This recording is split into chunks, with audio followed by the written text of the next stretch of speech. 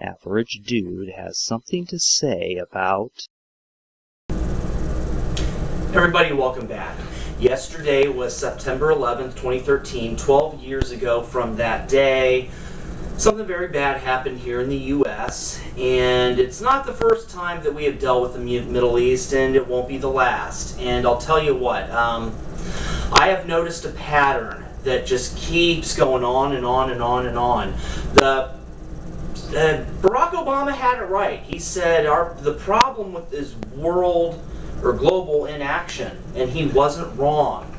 But we keep making the same mistakes. The world continues to make the same. Every country does the same thing over and over and over again. And this is causing so many problems. We're not helping anybody as a result. You've got the suffering of the people in a part of the world that are having horrendous things happen to them, and they're ultimately, so much could be stopped and halted if we got involved earlier. You know, the Syrians in this case. Yeah, I'm finally talking about the issue in Syria. You've got soldiers who finally get sent and they die or they get injured or have horrible things happen to them. They don't know if they're leaving on behalf of the United States, you know, representing the USA, leaving their families. They don't know if they're going to see their families again. They don't know if they're coming back in a pine box. And some of them are missing in action forever, and there's no closure for the family, for the kids, for the spouses. And you have these situations where the body's so messed up that the box, okay, there's so much suffering. Oh, but the ones that come back alive, they're the lucky ones, right? No. Post-traumatic stress, let's talk about PTSD for a moment. You have these people coming back who have experienced god-awful, horrible things, and it sticks with them.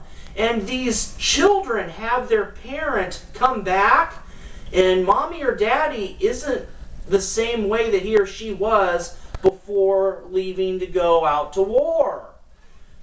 The amount of pain, the amount of it, you have domestic violence situations. These people change.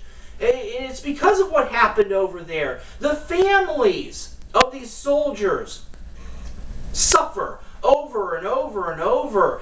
These spouses, we don't like talking about that. Have you noticed that? Oh, no, our government doesn't like that kind of news and that kind of discussion, because heaven forbid that we ever discuss how our soldiers need a hell of a lot more help than they get when they come back in order to adjust to civilization again. After all, they gave to their country. Too bad their country won't give squat to them. It tries a pittance. And that's the problem. It's this process. Let's go over the process. You might wonder what it is. Okay, it starts off like this. In the Middle East or anywhere, it doesn't matter. There's a dictator that does unspeakable things to his people, and the world, including the United States, does nothing. It gets worse. These people suffer over and over and over for years, like the Syria. We've known about Syria for years now, and it kept getting worse, and the world decided we're not getting involved, don't want to get involved, don't get involved, including the United States. And finally, the shit really hits the fan in a major way, like the chemicals used to kill a whole bunch of people there over in Syria, and then the United States decides to take notice and say, I think we need to do something. And this is where the rest of the world, the hypocrites and the pieces of crap that the rest of the other countries of the world are, oh, stop, United States, you're too aggressive, halt, don't go any further. Yeah, global inaction. Inaction, literally. We constantly see, it's a broken record. I have seen this play-by-play, step-by-step, so many times since the Gulf War. This is what we do, okay? And it gets worse. The United States decides, no, we're going in, and that's when you see Russia stick its head in the situation, and the government of Russia says, oh, hold on, U.S., we'll act as a mediator for peaceful trade. We'll find out if there's weapons of mass destruction. We've done this before. We keep making the same mistake. And so, yeah, Assad, okay, yeah, I'll go with that, Russia, yes, I will hand it to the U. No, they're not going to.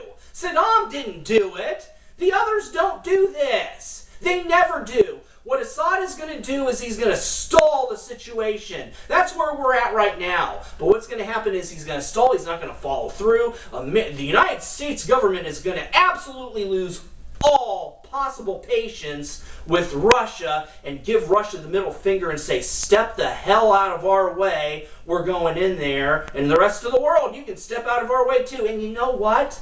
The rest of the world does, because they do not want to be on the receiving end. They don't want to take major losses. They don't care that much about the piddly country in the Middle East. They don't.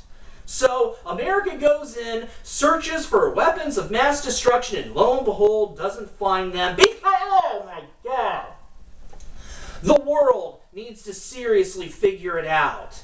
I mean, if every homicide investigation unit on Earth conducted their homicide investigations the way the governments of the world do, no murder would ever be solved.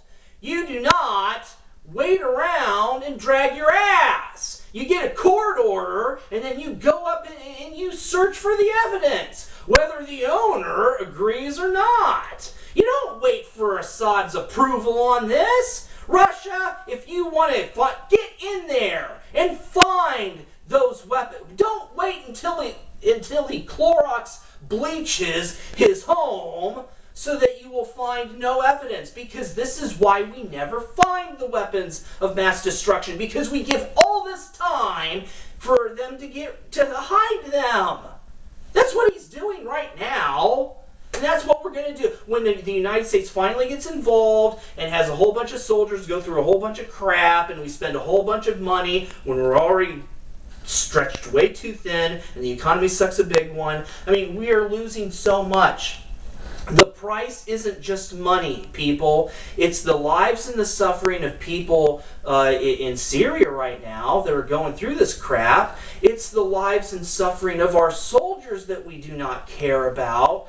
Their blood, sweat, and tears, and the lives that they shed, and the limbs that they lose, and all the shrapnel that they take, and all the deaths. And the deaths of their personalities when they come back to their families, not quite the same. We don't talk about the full extent of the failure of the world. And I'll tell you what, I know that the U.S. is full of a bunch of crap, but the world really needs to get its head out of its ass. The United States can and will get involved and fix the situation for a price. We all know this. That's why the United States is constantly involved in the Middle East. You know what? If you want help and you want saved, then damn it, access to your oil and stop bitching.